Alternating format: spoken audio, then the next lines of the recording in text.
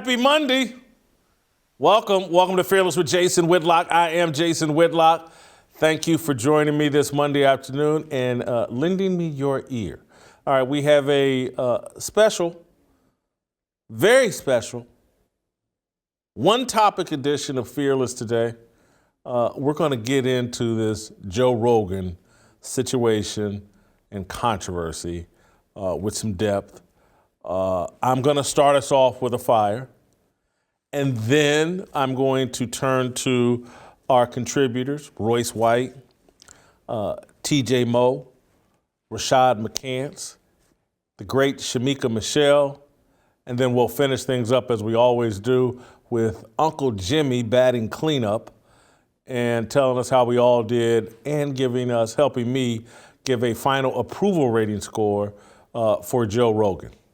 All right, so buckle up. We'll see. Last week I was on one. We'll see if I can continue and keep that momentum going this week. I was very pleased, and I'm not done with the Brian Flores topic, but today we're going to take a break and lean into some Joe Rogan. All right. Comedian and podcaster Joe Rogan, he said the N-word. He is white. He is not allowed to use the N-word, the steroid for comedy, music, and other forms of entertainment. The N-word is part of a reparations package that black people negotiated with the Ku Klux Klan and other white liberals following the Democrats' failure to support the Emancipation Proclamation and the ending of Jim Crow laws. White liberals now serve as the N-word police. They enforce black people's exclusive right to denigrate and define themselves with the word. The N-word is Bitcoin for black people. It's our most prized possession.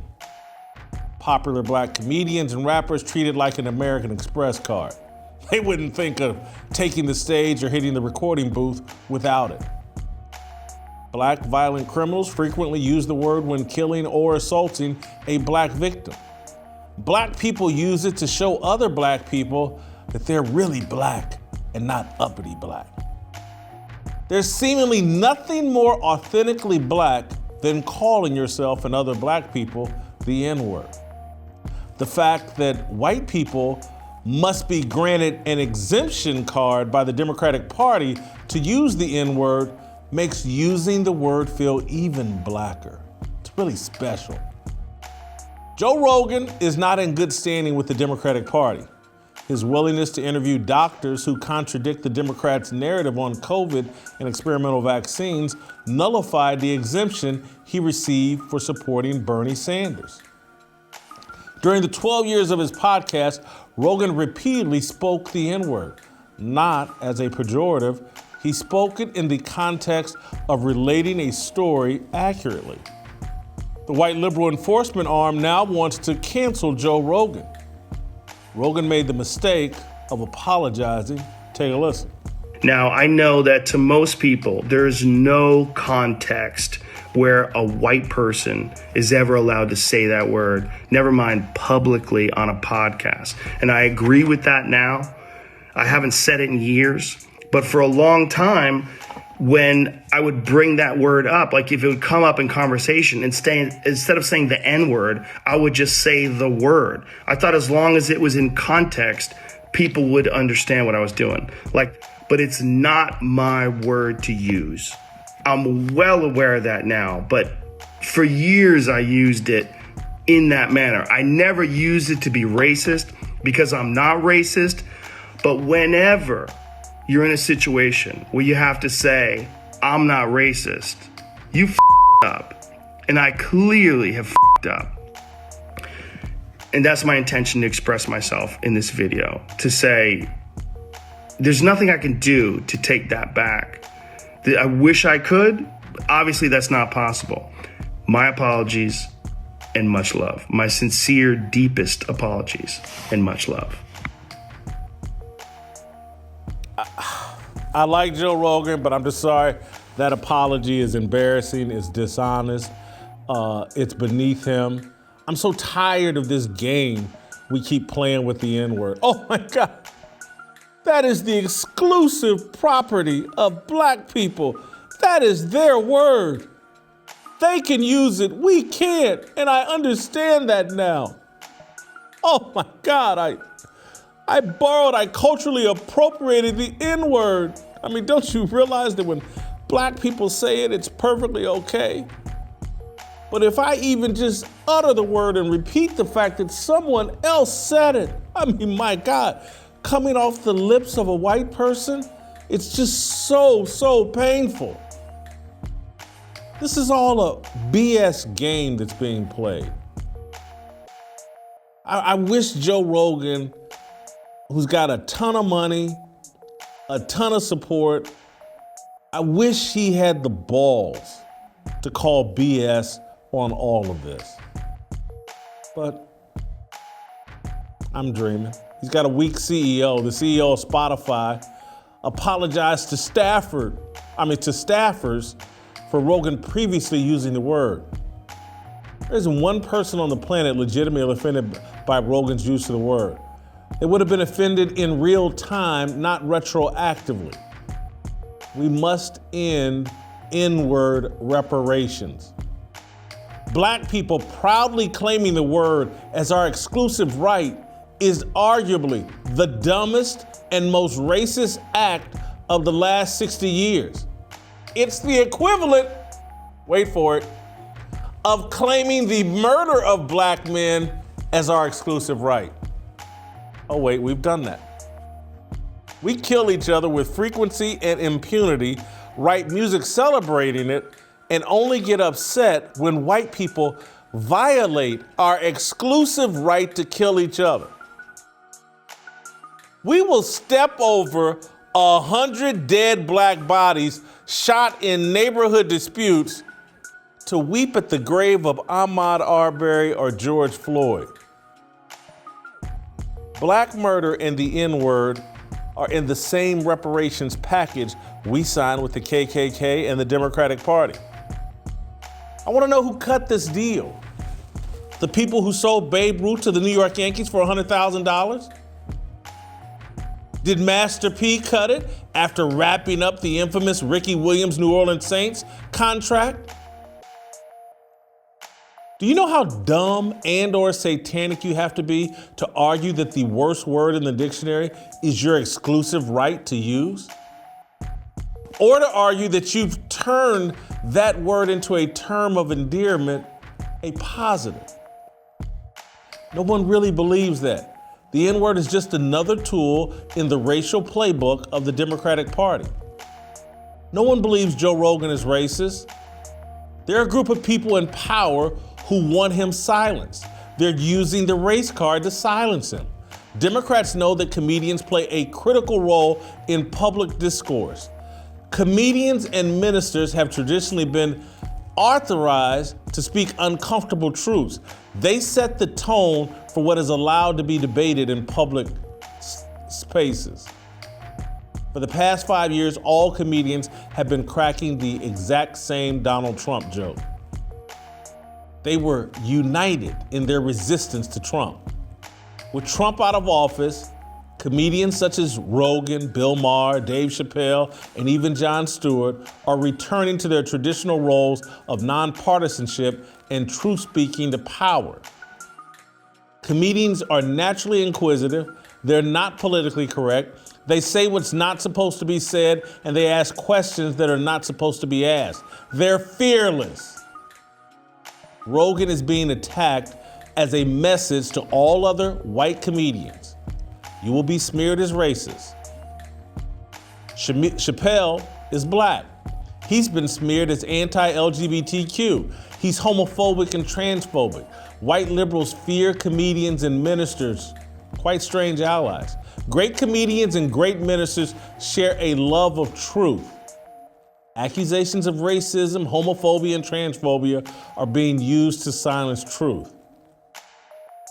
This is all covered in the fine print of the reparations package Jesse Jackson and Al Sharpton cut with the Democratic Party. Anything that destroys truth, denigrates and kills black people is exclusively owned by black people and white liberals with approved exemption status. That's your fire. Can we cut this out? I mean, honestly, it is so obvious what is being done here. No one's offended when they hear the N-word. You may get in a fight or argument with somebody and they'll call you the N-word. And yes, you may be offended when people use it, but black people use it as a pejorative. They use it to threaten and intimidate other black people. They use the word negatively, we do, far more than we do positively. But the N-word doesn't offend me based on the race of the person using it. If the intent is the same, I don't care what race they are. And the N-word denigrates black people, regardless of who's speaking it. Joe Rogan repeating it in context, not using it as a pejorative, does not offend anyone, does not harm black people, is not an indication of what's wrong with America. It's not why Brian Flores got fired by the Miami Dolphins. This is a game that the political left keeps playing to silence people it wants shut up. They racialize you won't say what we want you to say about the vaccine? Okay, we're going to dig into your files and unload them and look, you're racist. And they know every other comedian has something in his files. If you're any good, if you take any risk, there's something that can be taken out of context and used against you. This is about control of public discourse. We got to cut it out. All right, let's bring in friends of the show. We'll start with Royce White in Minneapolis. Royce, I'm going to start with a softball. Is Joe Rogan a racist and a threat to black people? Yeah, the clear answer is no. But first, I gotta give you some credit first. You said that Spotify. I'm sorry. You said that Spotify and Joe Rogan were going to fold. I said that they were going to hold the line. They didn't hold the line. You were right. I was wrong. And I got to just give you that off the top. And, a few people, just a quick little hold the line update, right? A few people who have held the line. Kyrie Irving seems that he's continued to hold the line with some success. The Canadian truckers, they're showing everybody what it means to be free citizens in a society right now. And the Supreme Court, the United States Supreme Court, for striking down the vaccine mandate that the Biden regime tried to force on us. And Clarence Thomas, black man, Supreme Court justice, who was instrumental in that decision. So, to the Rogan point, listen, Joe Rogan's podcast is fire. It's incredible. Okay. And, is the N-word offensive? Yes, it can be offensive. Are there exceptions? Yes, in my opinion. Nothing Joe said was malicious. Nothing Joe said was out of the ordinary or used to try and slander or demean black people. That's the honest to God truth. And to be honest, here's what the real play is. Joe Rogan is being targeted by the establishment, as we know, because he was going after a false COVID narrative. Right? He was given a platform to a Dr. Peter McCullough, a Dr. Robert Malone, a Dr. Pierre Corey about early treatment therapeutics. And that's what this is about. And he's continued to grow an audience and a prominence around mainstream information that is outshined and sort of outgrown the mainstream establishment. And that's what this is about. This is not about racism.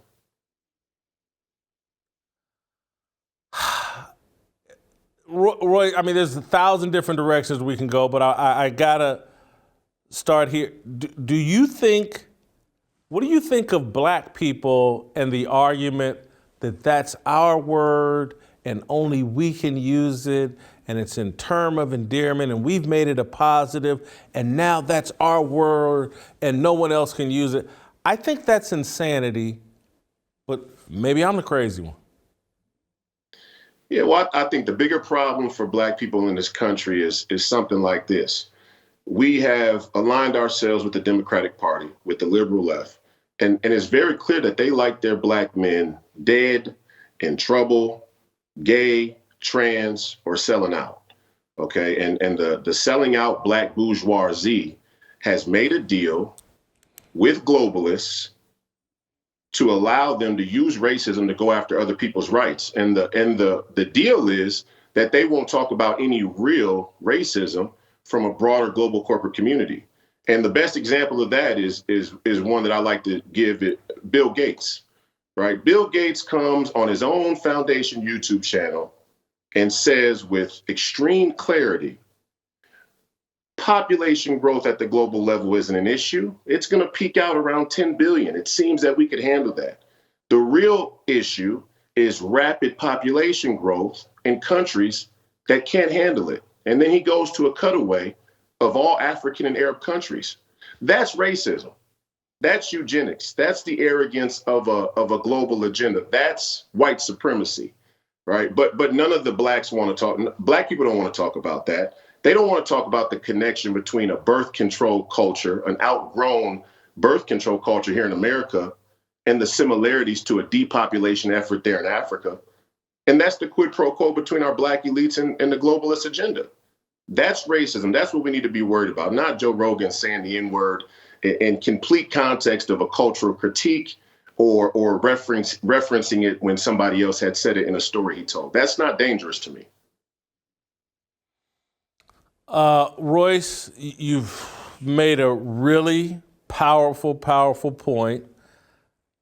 I apologize for going back to my little pet issue. I have tried to avoid using the N-word for the past 15, maybe 20 years.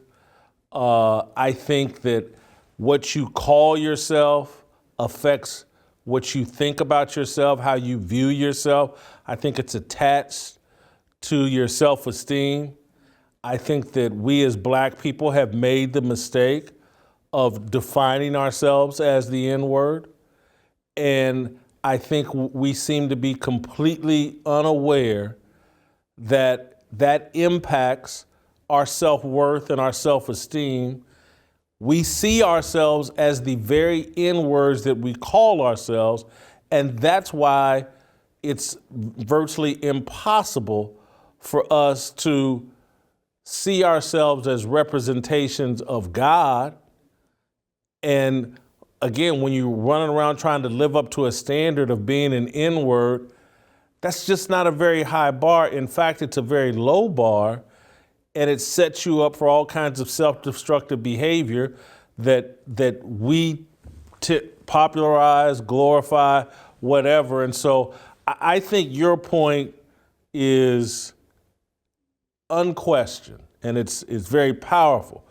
But I think the first step to opening your mind to what racism really is, the Bill Gates point you're making, is you have to open your mind to who you are and how you define yourself, and then things will start sounding different to you. As long as you see yourself as the N-word, you'll never understand the larger point you're making about what racism really looks like. And I agree with you. And I think a lot of people, especially a lot of black people, do have their self-worth tied up in these superficial sort of, conversations and languages and the way we refer to ourselves. I'm just not buying it. I'm just not buying that the N-word really affects our self-worth in any way altogether. I use the word with my friend group all the time. I have no issues with my self-worth. So it's I hear what you're saying, and I think that the rap music. Let me stop you for 1 second, Royce. Because here's what happens, I think, with a lot of people. It's like, hey, I use the N-word and it doesn't impact me, so therefore it's okay for everybody. Royce, I know people who, in moderation, eat McDonald's and aren't overweight. Right. They eat fast food in moderation and they're not overweight.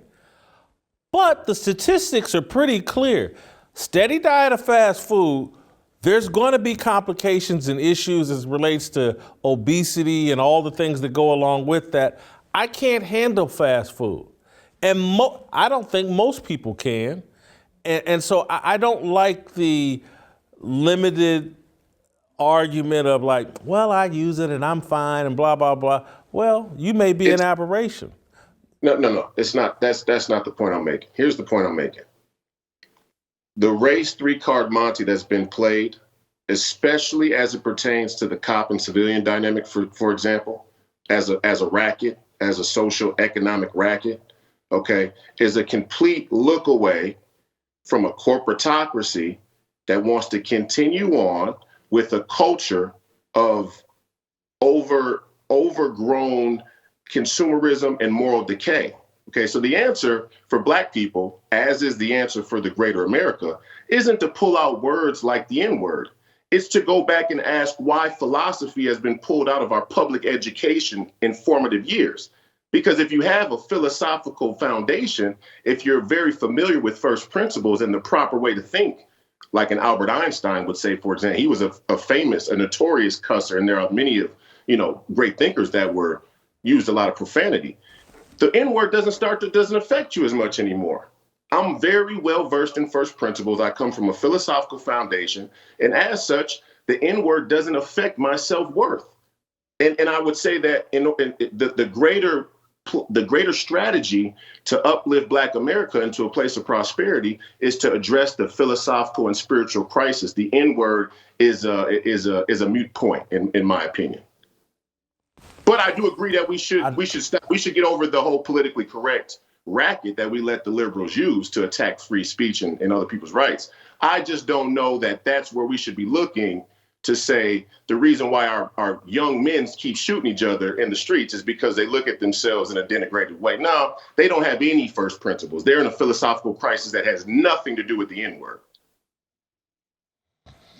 I think nothing is a really strong word. Little. So let me say this. The N-word was invented and placed on us for a purpose.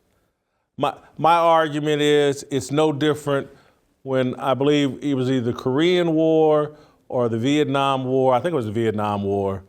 The military trained people to call the Vietnamese gooks. And part of it was because we don't want you thinking of these people as human beings. We're about to do some really diabolical shit to them. And the same thinking with the N-word. We're going to come up with this title, apply it to this group of people. They're not human beings. And again, it's like a strategy to trick people who are Christians. Well, these are N-words. These aren't the people that are in the Bible. These aren't human beings. They're not fellow believers like you. They're the N-word. And so there was a reason the word was invented and placed on us so that people could treat us as less than human. And then to see the same people that put that word on us 200 years later come around and say, well, that's your word. We're going to leave it alone. Y'all got it now. It's yours. Y'all bring it home. Anything we used to do, we want y'all to do. And we used to kill Black folks. We're going to leave that to y'all, and we're going to leave the N-word to y'all. And this is your reparations for 200, 300 years of abuse. You get to kill each other and call each other the N-word. I think, and I hear your point, and I'm going to have to do some research on your point, but I just think the very first thing a human being has to do is define who he is. And this seems like a fundamental first. It's like if you had a baby and you're the daddy or the mama and you kept calling the baby dumb. Eventually the baby's gonna believe he's dumb. And that's why you don't do that. You speak positive words into that child and hope that they take root and manifest themselves. Look, I Roy, agree. This is why I love having you on the show, Royce. Look, continue. Go ahead. I'll give you the final word. I agree with you. You know that. I know that the system or the establishment has used the N-word and race as a whole as this sort of scam to go after the rights of other people. You and I agree on that wholeheartedly. And I completely denounce that as one of the most racist things in our society. And this whole, reparations package that you're discussing. All I'm saying is that we have so many more identity issues and philosophical issues and spiritual issues than the N-word in the way that we talk to each other. When you point a gun at another man, another young man who looks just like you, and you decide that his life is no longer worth living over some girl, or because he embarrassed you, or because you want something that he has, or because of a block you live on, the words you're using aren't the issue. And don't get me wrong, I know language is a huge part of one's philosophical makeup. Actually, it's probably the starting point, as you would say. But our issues, and no doubt, but our issues have more to do with how do we view family? How do we view our role in society? And it's much deeper. The approach should be get away from the STEM in public schools. Let's put philosophy and Christianity back in the public schools. Let's just stop dancing around it. We took Christianity out of the schools. We said separation of state and church. And really, we meant adaptation of the church of the LGBTQ with the state. And that's the racket. We love our black men gay. That's the reality. I told you I'm going to give you the last word. I'm going to live up to that. Thank you, Royce. Let me tell you guys about my friends over at Keeps. Everyone loves their hair. And let's face it, as you get older, you start to experience issues with it. But our friends over at Keeps can help you with your hair stress. Keeps offers doctor-recommended, clinically proven, research-backed treatments to stop hair loss and improve hair growth. Keeps physicians will help you select the right products and treatments for your specific condition and hair goals. Keeps ships all of your treatments directly to your door at a price that's half the cost of your local pharmacy. With Keeps, you get quality, expert care without visiting a doctor's office or pharmacy. Whether you're looking to prevent hair loss, stimulate hair growth, or just take better care of your hair, you have Keeps. Keeps has you covered. Hair loss stops with Keeps. To get 50% off your first order, go to keeps.com/fearless. That's Keeps, KEEPS.com/fearless. All right, TJ Moe.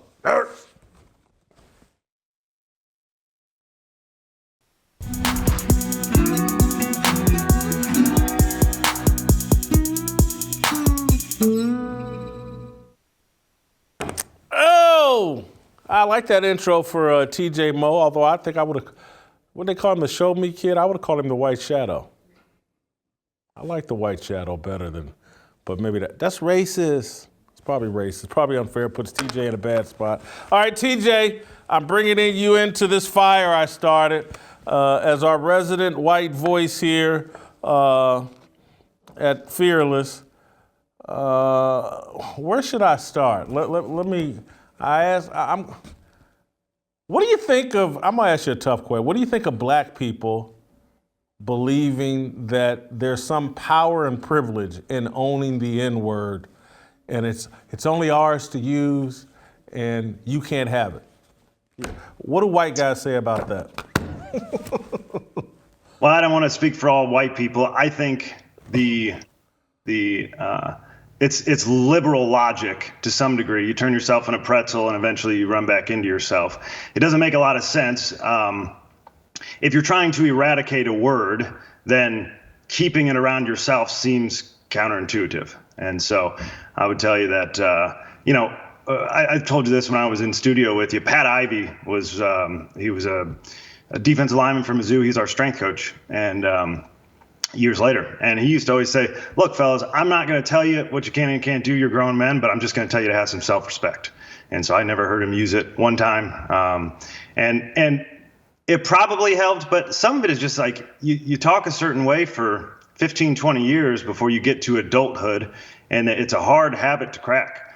And so I think, there's no upside to it, truly. And I think, this is maybe I'm getting a little ahead of myself here.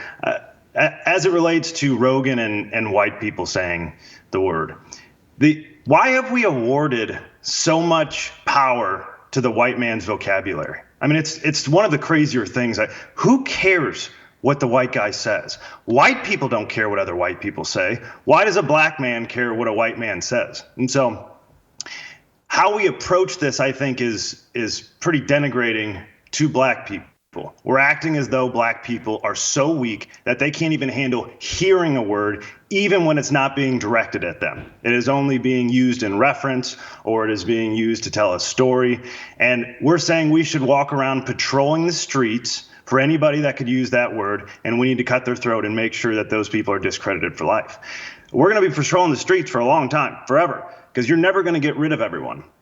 And so I think if I were to try to come up with a solution, and who the hell am I to come up with a solution, but I think we ought to work towards taking the power away from the word instead of eradicating the word from one race and telling the other race that use it as a term of endearment. It's very complicated and stupid. I think we should acknowledge that it was used specifically, as you just talked about with Royce, during a time that black people were considered animals. You and I talked about this when I was down there 2 times ago. Thomas Jefferson was a massive deal when he wrote in his rough draft of the Constitution that black men were actually men and not animals, because that's how they were viewed at the time. This is where we were coming from. Slavery, people who were not allowed to go to school, who had no freedom, who had no power over what they did. They had no possessions. They were not people. And we are now in a time where we fought the bloodiest war in American history, and 620,000 people were killed to fight for all of that to change. And so now we can all go to the same schools, live in the same neighborhood, vote in the same elections. There are plenty of laws demonstrating our equality, and no laws that I'm aware of, and certainly it would be a pretty big deal if there were racist laws on the books saying we're unequal at this time. We should acknowledge that the world around us has changed. And so when the word was uttered in the past, a black man had to go back out into the field and continue working as a slave. When the word is uttered now, specifically when it's directed at someone, the entire world lines up against the person who uttered that word to condemn them. This is a different world we're living in. And so I think the reaction should be, when somebody says something ridiculous, it should be met with a shrug. If the white guy says it to a black man, acknowledge that the opinion of the white man does not define your life, that your life is exactly what you make it. God defines you, and the vocabulary of a white man means nothing. That is how I would approach it. Again, what the hell do I know? But instead of eradicating a word and thereby making it taboo and giving it power, why don't we just strip the power from the word? Well, that's part of the argument. The left and their black adherents we've taken the power from the word. We've stripped it, and that's why we use it in every single rap song 30 to 40 times in every song. That's why we say it wherever we are and blah, blah, blah. We're taking the power away from it by using it constantly. Trust me. It's got a lot of power when I say it. That's the problem. I get it, and that's why everybody needs to quit saying it. Everybody quit saying it is the only legitimate solution. And it would, in my view, create a healthier mindset for black people, environment. I think, and I don't want to put words in your mouth, but I know many white people who, when not around other black people and just talking amongst themselves, think like, hey man, it's crazy how much they love calling themselves the N-word. That is crazy. How can you love calling yourself that word and then get so emotional if the skin color of the person saying it changes? And the point I didn't make, because I told Royce I'd give him the final word. Here's my point about the N-word and the mindset. Because really the reason why we're allegedly or pretending to be upset with Joe Rogan is, oh man, when a white guy says that word, it's an indication of a mindset that's harmful for black people. That's what has people upset. It's like, oh, he said that word. He must hate black people. And so I say, I didn't make this point to Royce, I wanted to, but when there's gang violence in St. Louis, Chicago, whatever, the perpetrator, the shooter, will say, I smoked that. No different than in the 1920s or 30s when they would hang, well, I hung that. And again, the use of that word and the comfort with using that word is an indication of a mindset that is harmful for black people. And it doesn't matter whether the sayer is black or white. If you are comfortable calling someone black or, and I know I'm not supposed to say, well, no, I'm black. I'm sorry, I can't say it. It's an indication that you are capable of doing harm to that person and maybe even predisposed. And so that's why I just think you got to eradicate it. You got to quit using it, particularly the way we've baked it into popular culture and into music. I go into a lot of these football locker rooms now and during practice, weightlifting sessions, and the music is just reprehensible. It is so profane. And it's not just the N-word, they're talking again, it's a bunch of stuff like, man, do we really need to bathe ourselves in this to prepare to play a football? All right, let me ask you this. What do you think about Joe Rogan apologizing? I think Joe Rogan is apologizing to no one because no one was asking for an apology. The people supporting him didn't think he needed to apologize, and the people who were after him wanted his head to roll. They weren't interested in an apology either. My problem is that the woke mob comes in bad faith, always. They prey on good people who want to live in harmony and don't mean any harm. And so these good people come to the table, they apologize, look for rational healing. This is what good human beings do. If I did harm to you, I come to you, I say, I'm very sorry. I didn't mean to do harm to you. I would like for us to be able to continue to live in harmony together and move forward. That is not what they're doing. And so what they do is they say, look, Joe Rogan, whether it were his friends or not, and that we can go into this in a second, his friends have turned on him as much as anyone. They say Joe Rogan needs to be sacrificed. Okay, we're looking for atonement. They're not looking for resolution or healing. They're looking for atonement. And so whatever you did, whether it was 10 years ago or not, and whether it was actually directed at anyone or not, what you did, you need to pay for it, and you need to pay for it now. And the only time we should hear from you is if you come to our side and start spouting our ideology, and then you can talk again. Otherwise, we shouldn't hear from you. And so one of my biggest problems with apologies, and again, I am generally in favor of apologizing to people if they come to you in good faith and want resolution. But what happens is the woke mob treats an apology as a confession, and then they use it as a club to wield at you to show that you also agree that what you did is reprehensible and therefore should never be heard from again. So no one should ever apologize to the woke mob ever again. The Rock initially defended Joe Rogan, and then he melted very quickly, and then people went through his Twitter feed and found him saying a bunch of stupid stuff. Mm-hmm. I don't know if Howard Stern jumped into this, but he was certainly thrown into this because people started digging through all the stuff he said in the last 30 years. And to me, the only beauty in this whole situation is it is exposing the insanity and the hypocrisy of social media's and Hollywood's standard on racism. And it literally, you can be the governor of is it Virginia that was wearing the blackface, but he's a Democrat, and so we got to look the other way. You can be as long as you support the Democratic Party, you can be racist, and you can do racist things, and no one's going to complain about it.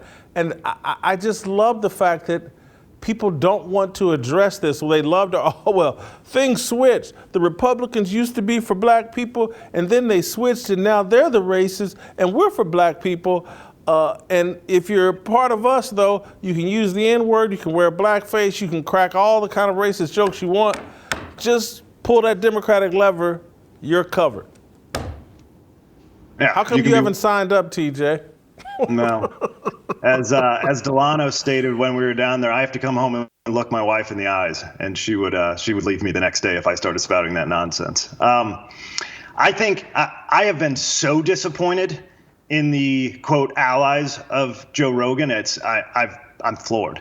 I think it's our duty, all of us. I mean, you're doing a whole show on it today, so you're doing your part. All of us have a duty. If we want to live in a society where we are not defined by our worst moments, we have to come to the defense of good people who are in the crosshairs of the woke mob. So Rogan has spent all of his time here. You know how many millionaires this guy has made getting people who just wrote a book to come on his podcast? It goes out to 11 million people. Suddenly they're a New York Times bestseller. Andrew Yang is a guy that came out. He was running for president, polling at nothing, and comes on Rogan's show, and now everybody knows Andrew Yang's name. He's far more popular after going on Joe Rogan's show. So Andrew Yang comes out and he says, he tweets out, quote, "I don't think Joe Rogan is a racist. The man interacts with and works with black people literally all the time." Reasonable take, you'd think to yourself. Most of us who have a working brain would continue scrolling through Twitter and say that makes some sense. He, 3 seconds after feeling a little bit of heat from the woke mob here, tweets out, "I deleted the tweet because it was wrong-headed. It also hurt people, which is never my intent. I'm sorry. I'm learning and appreciate those who reached out and expressed their feelings." Is there a time where you can show us you're a coward in a shorter period of time than what Andrew Yang just did? The Rock did the same thing. The Rock came out after the first, quote, apology from Joe Rogan. He said, "Great stuff, brother. Perfectly articulated. Looking forward to coming up on and breaking out the tequila with you and being on the show soon." Gets a little bit of pushback. I saw like a single tweet from a noteworthy person that you would consider to not be a bot. And he comes out again 3 seconds after a little bit of pushback from the woke mob and says, "I was not aware of his N-word use prior to my comments, but now I've become educated to his complete narrative. Learning moment for me." That's how fast you're going to throw your friends who are obviously not racist under the bus. And so we're surrounded by cowards. There's one guy that has come out. He had a Facebook post, and everyone should go read it. His name's David Goggins. I think you and probably everybody else has heard of him. Former Navy SEAL, went through SEAL training 3 times, broke his whatever the first couple times, went back a third time just so he could be a SEAL. Wasn't even interested in being a SEAL. He was just interested in doing difficult things. Then he became an Army Ranger. Now he runs ultra marathons by himself, 100 miles. And so one of the toughest people, perhaps the toughest person on the face of the planet, wrote a Facebook post yesterday that I could not admire anymore. He said, quote, "I've been attacked by a few people for being friends with Joe Rogan as of late. Funny, you must have me mistaken for somebody that actually gives an F about your opinion." And he went on to say, basically, "Hey, listen, I don't approve of what he said, but all you judging mother effers, take some time to think about what would happen to you if all the skeletons in your closet were put on display and everyone saw them. Perhaps you might think again before rushing to judgment." That is a guy with some courage. We already knew he was tough, but he in his post talked about, "Look, I don't have sponsors. I got nobody that's taking money from me. Keep listening to me or don't. I don't care. I'm just telling you what I think. And in America, that's what we need to be doing." Thank you, TJ. Good stuff. All right, let me tell you about my good friends at Good Ranchers. The truth hurts sometimes, but America, we have a problem, and that problem is with our meat. Over 85% of grass-fed beef sold in the stores and online is imported from overseas. You're paying a premium for imported goods that don't even get USDA graded.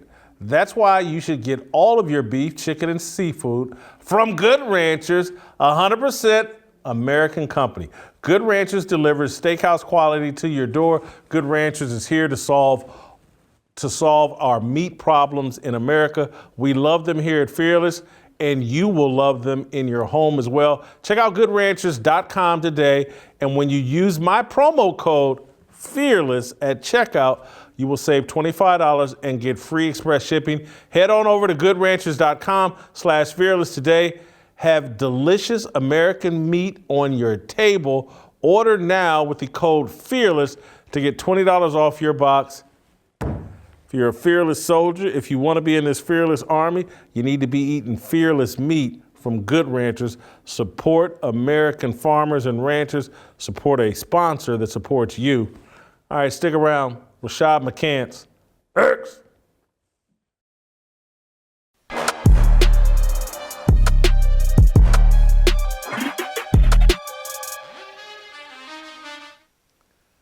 All right, welcome back. Time to bring in our Las Vegas fearless soldier, Rashad McCants. We're going to continue the conversation about Joe Rogan. Rashad, I hope you've been watching, paying attention, because I need you to weigh in on the dispute Royce White and I have. I say black people need to quit using the N-word. He says, oh, it don't matter one way or the other. You say? I say, man, it's a free country, right? Ain't this America? Yep. What we talking about? Are we banning the word now? What are we doing? Because Quentin Tarantino can use it, right?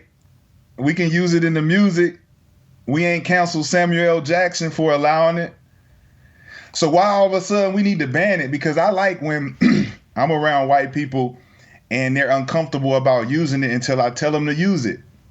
It's okay. It's just a word. Sticks and stones may break my bones, but words will never hurt me. Come on, Jason. You got to give white people a reason to want to be around you. And saying the word is not a reason not to be around me. It don't hurt my feelings. I literally laugh when I hear it because it's like, oh, man, everyone's so sensitive about this word. If it's being used in a certain context, right? Let's say one to embarrass me.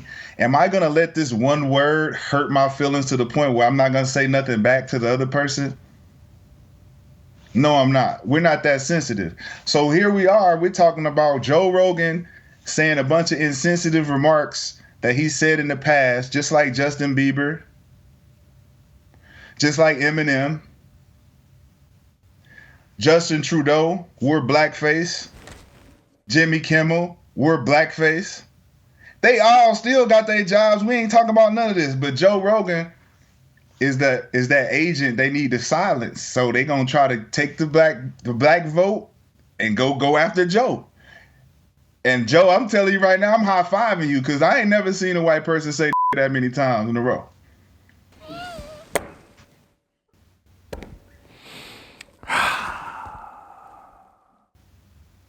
Where do I go from here? Rashad, I appreciate the fearlessness and the honesty, and all I want is your perspective and opinion, and I appreciate it. I hear what you're saying because to some degree, I agree with you.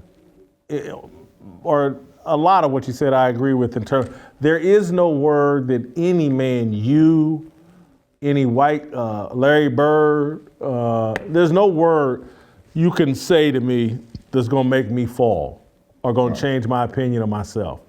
Nothing. That's gonna trigger me and set me, oh my God, he called me.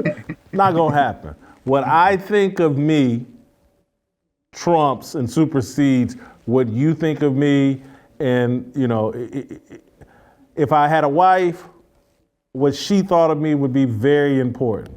But at the end of the day, I'm gonna run it by God, and that me and God got this. And so I agree with that sentiment. So I agree with you on that. Now I'm asking you a separate question. Do black people help themselves, help our view of ourselves by relying on, leaning into, loving, constantly using the N-word? Yeah, man, I think we all know it's a disservice that we do to ourselves by using it. And I participate in using the N-word.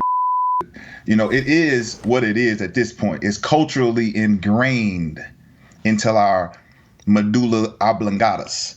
And so as a term of endearment, for our culture to another, we use it. Now, is it ignorant? Yes. And this is why we're looked at as the ignorant side of the race spectrum. When there's a race between all of the different nationalities and ethnicities of this world, we are at the bottom. So until we can start to identify what we call ourselves, what we look at ourselves as, we're going to continue to be at the bottom of the race. And so if we keep using the word as some type of positive thing, and then when other people use it as the same positive thing that we're using it as, and we look at them like, you can't use that because it's not positive coming from you, then how is this other situation or these other entities supposed to dialogue with us if they can't dialogue with us like us? There's a big disconnect with how we're supposed to unify this country, and we keep going backwards into history saying, oh, you said this and you said that.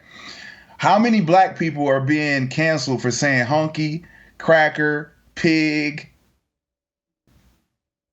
Nobody. And I know there's some people on email threads saying it, caught on film saying it, but we refuse to unify our country because of the history of the things that's happening or the things that's happened in the past. And we keep living in the dead past. Oh man, we're never going to get over the hump. We're never going to be able to understand that there's two sides of the spectrum. So you agree with me that it's a negative and a pejorative? Yes. And the only thing I want to be clear, we love to say that we use it as a term of endearment. Mm-hmm. I completely reject that. I believe that 20% of the time we use it as a term of endearment. The other 80% of the time, it's pretty negative. Yeah. And so when a Blood or a Crip does a drive-by and kills 2 or 3 folks, they know, man, we smoked them. Is that a term of endearment? Nope. Is that? And so I just think we need to quit lying to ourselves. Yeah. Because again, and this is where I didn't make this point to Royce, and we'll bring Royce back another day and we'll circle in on it. But again, anytime you're having to adopt dishonesty, lies, untruths as truth, you're doing yourself a disservice. And so to sit around, oh, well, it's a term of endearment when we use it, and oh, I gotta pretend like when that white man over there says it, I am mortally wounded and I may not rush me to the hospital. I heard my ears just heard a white man use the N-word. Oh my God, I may not be able, I had to call in sick today because a white man used the N-word. Oh. I mean, I just, when I think about my grandmother, and I better be careful, I'll start crying. But when I think about my ancestors and what they actually endured for me to have the life that I have, a great life, what they went through, I'm embarrassed that these people can go on TV and pretend like, when I saw, and I should have had y'all have it all queued up. When I saw Ryan Clark, I'm not trying to drag you into this, but I saw Ryan Clark on TV crying, because some white woman he don't know, going through a drive-through at a fast food place, called his son the N-word, and this dude was on TV crying. Are we really this weak? Yes. How can you, I look, my father, grandmother, my mother, things that they endured, and we sitting around, Joe Rogan on a podcast 10 years ago repeated the N-word, not as a pejorative. And again, you know what, this isn't the doing of black people, honestly, and I made the argument in my monologue, this is white Democrats using black people to punish the white people they don't like. Yes. You hit it on the head.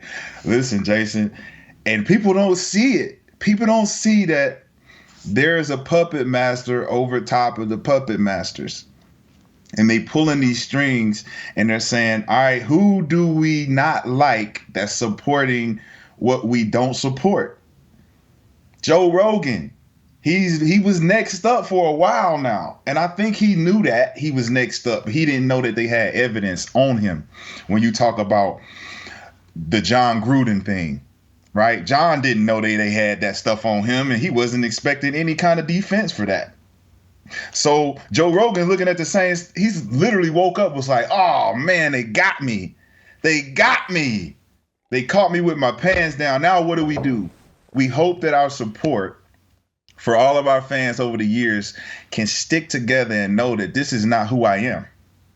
Right? And so with Joe, he's such a dynamic character in the public that this can roll off. Now, is what Joe did like okay? No, Joe. Hey, listen, Joe. It's not okay for you to say that many times.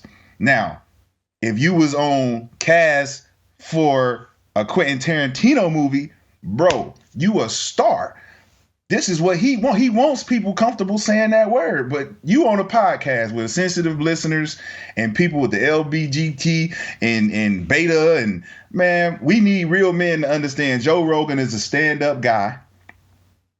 He's a stand-up guy willing to be brave in the home of the brave, and we call it America. Freedom of speech, freedom to do whatever you want to do. Joe Rogan, keep doing what you do. Keep doing what you do. Just play some black music when you want to. This is the only excuse you get, is you got to play some 50 Cent. You got to play something that gives you context and say, I was just saying the lyrics. Don't cancel my show.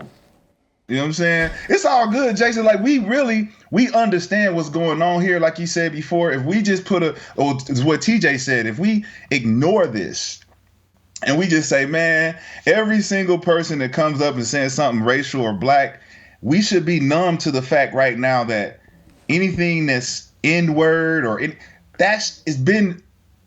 we've endured that pain of those words way back. We shouldn't be still getting triggered by the N-word at all, in no capacity. Well, again, I'm going to say I don't think we are. I think that we are the pet toys of white Democrats, and they use us to silence whoever they need to have silenced. And and thank you, Rashad. Great job. We're going to end on that note, but here's what they are doing, and this is why the Democrats are doing this, using black people to silence white conservatives and white Republicans. And you wonder why there's animus between white Republicans and black people? If we are the primary tool being used to smear them and silence them, why wouldn't they be upset? Why wouldn't the two sides look at each other as enemies? And then someone like myself who will say, hey man, you may have this wrong. These people, these evangelicals, these white folks over here, that they may not have a problem with you. They have a problem with the way you allow the Democratic Party to use you. Because you will not meet a rational black person who will have a problem with Joe Rogan. You won't meet him. Now, you'll meet some hardcore Democratic political black and white people who will have a problem with it. But there's nobody black that was, oh God, because if it was true, when he said it, because these were all taken from the past, People would have been upset and hurt and offended then. The fact that they waited 10 years to be offended lets you know they're not really offended. This is just a Democratic Party tactic to shut this man up about COVID. And why we, and again, Al Sharpton and everybody's gonna get on TV and they'll pretend, oh God, what Rogan said. Oh. We got, it's embarrassing to get used this long. If you're gonna use me, at least give me something valuable in return. We're not getting anything, these N-word reparations and black murder reparations. That's all, we get, here's the contract. We get to use you any way we wanna use you. Turn you up, flip you down, rub you up and down. We can do whatever to you. And what you get in return is you get exclusive rights to use the N-word and you get to murder each other. Sign right here on the dotted line. You're an idiot if you took that deal. All right, go to youtube.com/Jason Whitlock. Bring in the First Lady of the Fearless Army, Shemeka Michelle. We want freedom. I just want, I wanna be, I just want, I wanna be, I just want, I wanna be, I just want.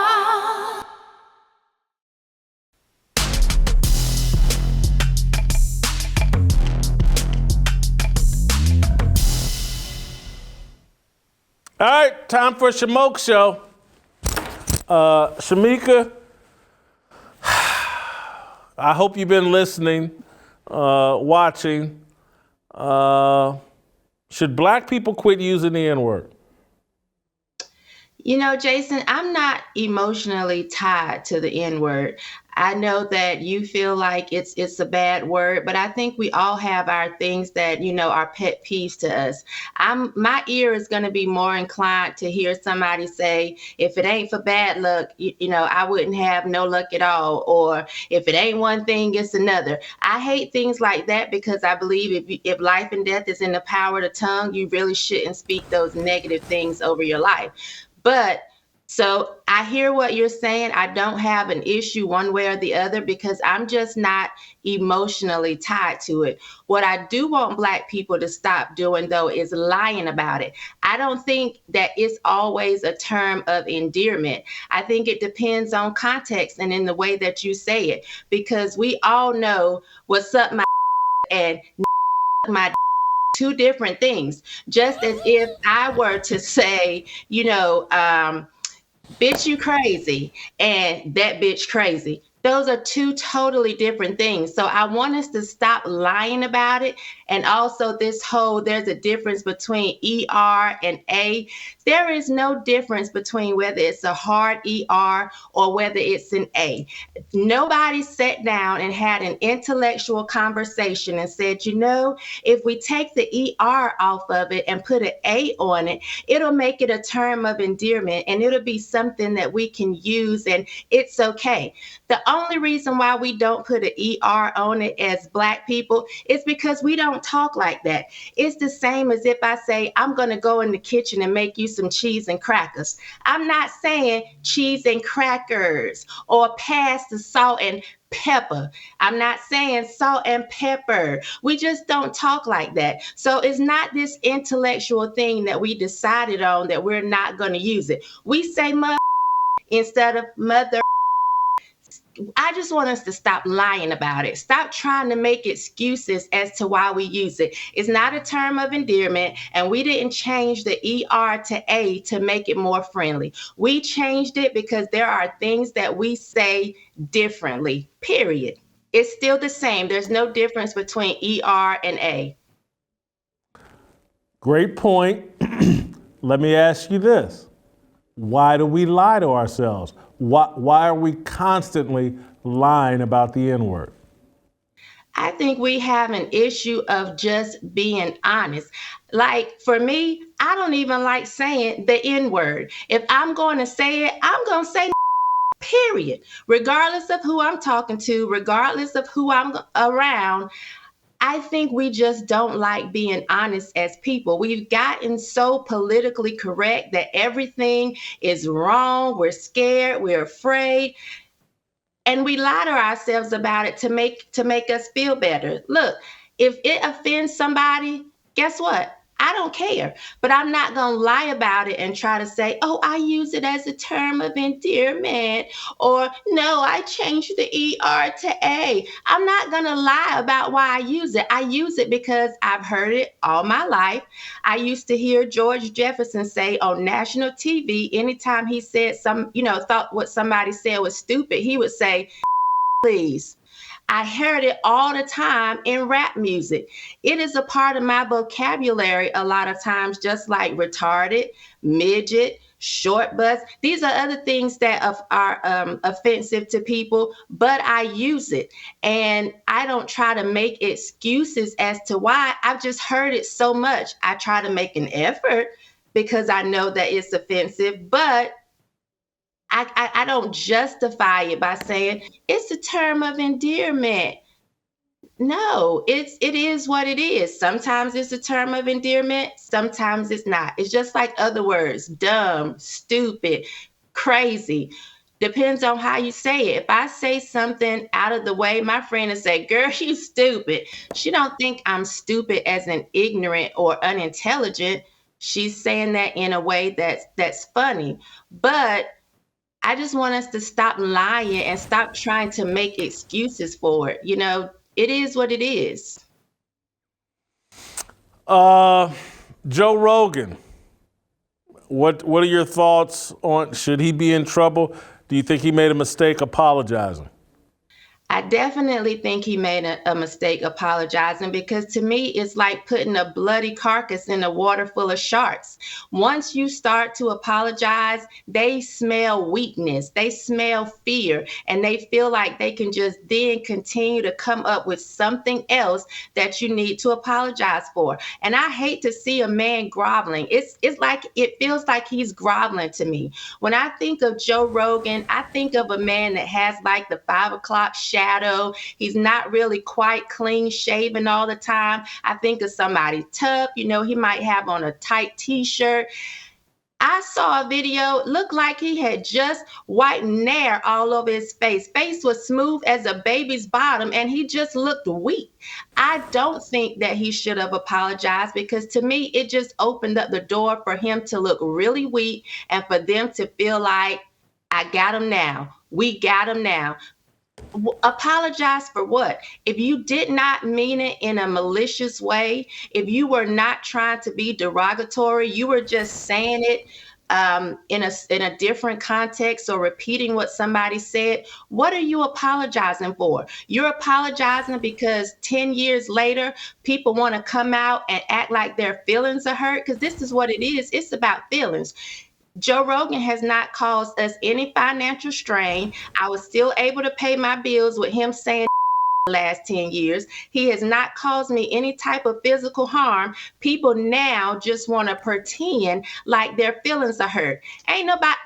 We are losing our freedoms day by day as the days go on, and we sit here complaining about our feelings being hurt. Ain't nobody got time for y'all being little weak, soft ass, pudding pop bitches. We don't have time.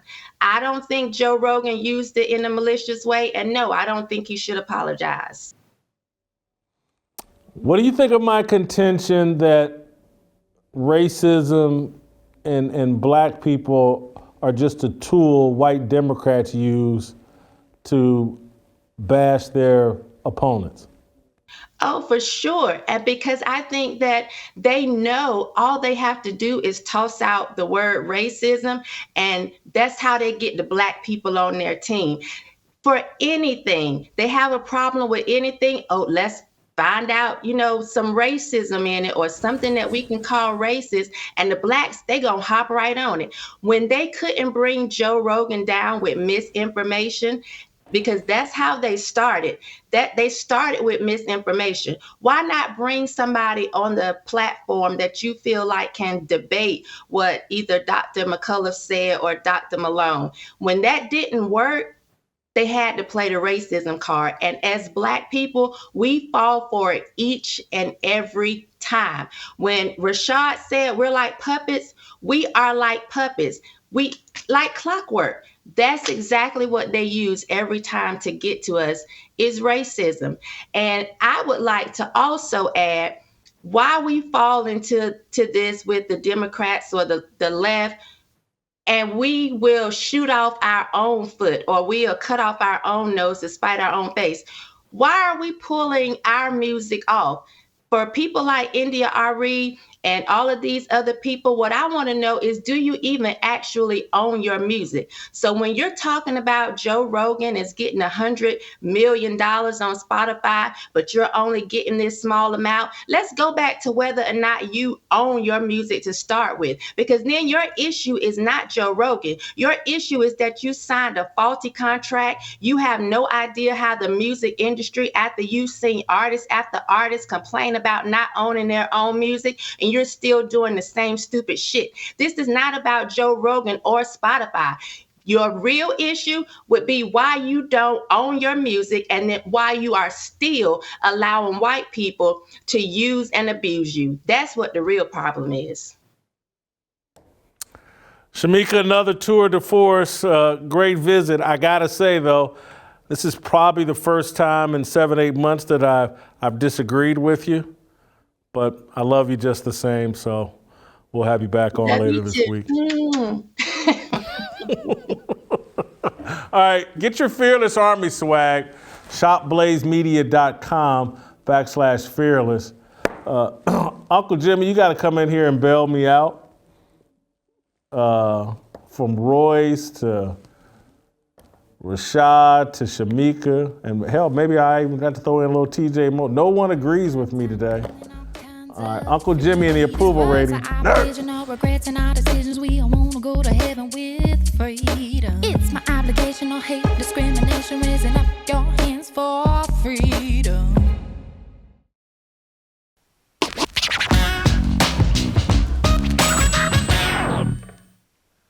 All right, welcome back.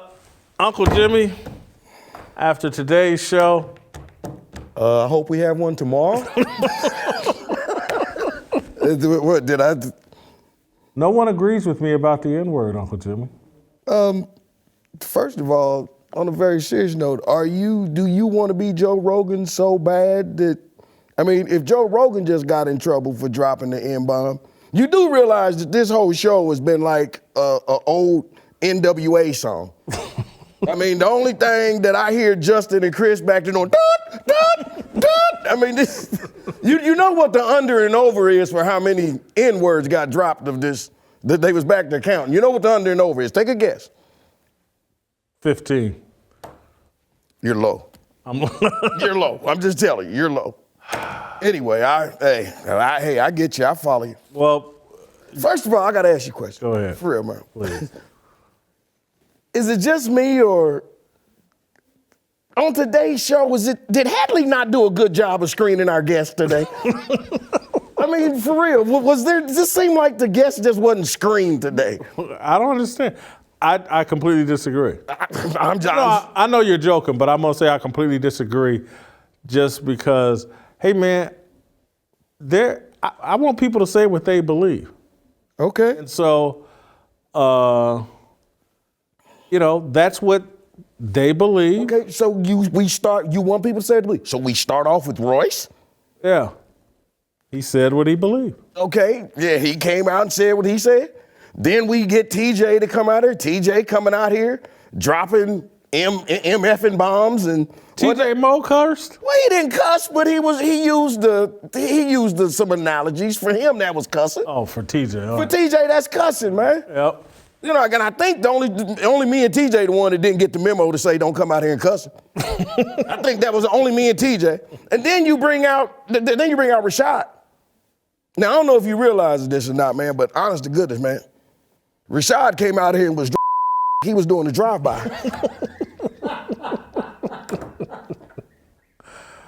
I mean, they was just laying all over, man.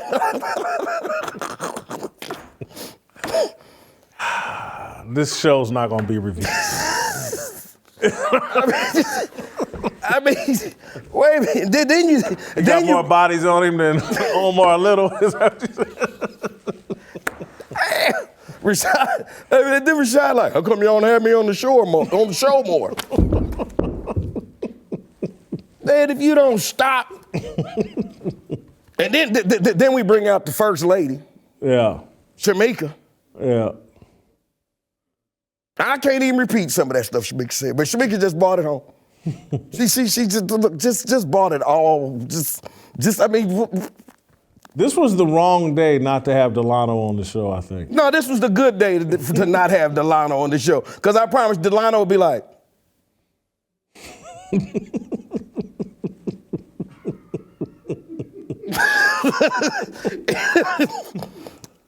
First of all, I would like to say that I have to go home and look at my wife in the eyes, and I don't want that eye to be swollen shut. Anyway, you missed Delano and Steve Kim today, I think. Definitely. That would be my takeaway. Definitely. And by the way, really quick, did we hire TJ? Because I heard you make the comment that he was our white affiliate. We hired him because he was white? No. I thought we hired him because he was intelligent. He's intelligent and good. We run a meritocracy over here. Man, I ain't running 5 minutes. I don't give a damn what you talking about. I can't even run nowhere. Come on, man. We run Brian Flores wishes I was the owner of the Miami Dolphins. Because I run a legitimate meritocracy. Anyway. Let's go, man. You want to get to the approval rating? Let's do it, man. Yeah, let's. So you don't got any opinion you want to offer yourself on. Just let me start here. Should black people quit using the N-word? Yes. Yes, we should. Because we look stupid when we use it out in public. If I feel uncomfortable saying it around white people, then I shouldn't be saying it at all. You know, honestly, nothing upsets me more when I hear, because, you know, people think, oh, well, I can say it. Well, if we're out in public and I see some black people and they out here, matter of fact, it just happened to me at the store the other day. And there's like, and the final word, the final go away to the brothers was, stay dangerous, my. That's a new one. Excuse me, damn, we up to 20 now. But I mean, that was it, man. And to me, now truthfully, it doesn't bother me if you say it, because it's not what you call me, it's what I answer to. You know, now truthfully, I think we as people, we as men, we really spending too much time worried about what people call us. But it's like you said, man, if we don't take pride in ourselves, if you don't take pride in yourself, how's anybody else gonna take pride in it? In you. You know, you always talk about The Wire. We talk about, these gangster movies and movies like this. I watched Ozark. I've been watching Ozark. And it's about a movie about drugs and money and all of that. But in Ozark, I never once heard these Ozark hillbillies calling each other, why, you stupid ass redneck? Why, you stupid ass pecker? I never hear this. But if I watch Power, wake your ass up. You see what I'm saying? This is how we do. Through The Wire, that's how we address people. That's what we do. But you look at any other movie, do the Italians address each other like that in Godfather? Yes, a little bit. Little bit, but they're not like we do. Not like we do. Got you. So that's my thing, man. To us, and Joe Rogan said this, and I'll be done with this. Joe Rogan said. It's funny you mentioned The Godfather because I just watched it this weekend. My annual watching of it was this weekend. Go ahead. Joe Rogan said, it's not my word to use. Yo, man, it's not my word to use. So I don't care who, take it, do something with it. It's not mine. That's all. That's how I feel about it. That's the one thing. That's the thing we stole from racist white people. Look. Not their wealth, not their property. We took the N-word from them. We got it. It's ours. Hey, man, your boy Royce said to him, he said the most racist thing he heard was when he heard Bill Gates talking about population control. That was a great point. Great point. There we go. Let's make this happen, man. Job performance for Joe Rogan. Previously, I had him at a 23. I kept him at a 23. He does a heck of a job as a podcast host. I give him a 19. That's down. The last time we talked about him, you had him at a 25. I'll give him a 19 because, let me ask you a question, man. Is this the same dude that would throw a bucket of hissing cockroaches on a poor little innocent white girl? Fear Factor, you talking about? Yeah. And never complained once. Never complained once, right? So what the hell is he complaining about now? Nobody wanted him to complain then. Oh, you threw cockroaches on the white. Why you got to complain now? Come on, let's go. Character. I've actually gone up on character and got him at a 20. Previously, I had him at a 16. I love the conversations he's been having about COVID and the vaccine. You know, it's 20 in character. Well, you and I see the same. I'll give him a 20 in character also. Joe Rogan is a mega podcast star. He's a UFC commentator. He's a comedian. So he's a man that wears a lot of hats. He plays a lot of different roles. And when you do that, sometimes the water's gonna get a little murky. And that's what's happening with him right now. A lot of different characters he plays, so you're high on him on character. Authenticity, I don't like the apology, so I dropped him to a 12 in authenticity. The apology doesn't ring true to me. I didn't buy the apology too much either, Jason, so I had to drop him down to a 15. First of all, he lied. Okay, he just straight up lied. He said he hasn't used the word in years. Say it ain't so, Joe. You know, remember the movie Friday? Remember saying, you ain't got to lie, Joe. You ain't got to lie. Keep it real. White people and black people together, we all said the same thing last month. Antonio Brown stripped down naked and ran off the field in Tampa Bay, right? Black people and white people together said, look at that crazy ass enigma right there. You know what I'm saying? Honestly, white people and black people all said, see, this is the very reason we never should have gave you money. So it ain't no need to complain. We all said the same thing. Come on, man. Audience, Tennessee Harmony will be here on Wednesday. The show will return to its roots. This has been a tough day. You cut my foot off? It factor, I've dropped him to a 15 in it factor. The inauthentic apology and all that, just, I don't know. It factor down to a 15. I give him a 20. Because truthfully, Jason, the racial thing has nothing to do with it. The it factor is COVID, man. Joe Rogan's the voice of the people, okay? Okay? And if we was talking about race, then we'd be talking about Howard Stern, right? But Stern is a big vax guy, right? So I think Joe Rogan needs to take a lesson from Howard Stern, okay? And it would be okay for him to drop the N-word if he just starts supporting vaccines. Then he can do it and he wouldn't have this problem. So there you go. Easy solution. We both have him at a grease fire. I've got him at 70, you've got him at 74. Grease fire. See? Great minds think alike. All right. You think Tamar's gonna call you after this show? All right, no comment. I'll see you tomorrow. Hey man, how you gonna be